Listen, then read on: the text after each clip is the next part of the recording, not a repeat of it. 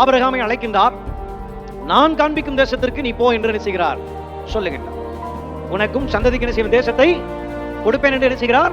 ஆண்டவர் வாக்கு பண்ணுகின்றார். அப்படியே அவர் அழைத்து கொண்டு வருகிறார். வரும்பொழுது அவனுக்கு என்ன தேவை என்பதை பார்க்கின்றார்.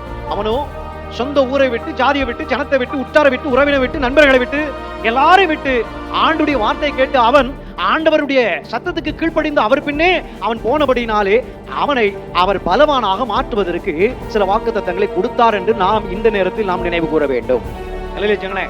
அவர் நிறைவான பலன் உங்களுக்கு கிடைப்பதாக என்று ஆண்டவர் தம்முடைய சபையிலே அவர் வாக்குத்தத்தமாக கொடுக்கிறார் என்றால் நீங்கள் எதையோ தொலைத்து விட்டு உங்கள் வாழ்க்கையிலே குறைவுள்ளவர்களாக இருந்து கொண்டுதான் இருக்கிறீர்கள் என்பதை இந்த நேரத்தில் நீங்கள் நினைவு கொள்ள வேண்டும். எல்லாரும் நிறைவா நீங்க இருக்கிறீங்களா? 50 கோடி பணம் வச்சிருக்கிறவங்க கூட வாழ்க்கையில் நிம்மதி இல்லைன்னு சபைக்கு வருகிற காலமாய் இது இருந்து கொண்டிருக்கிறது.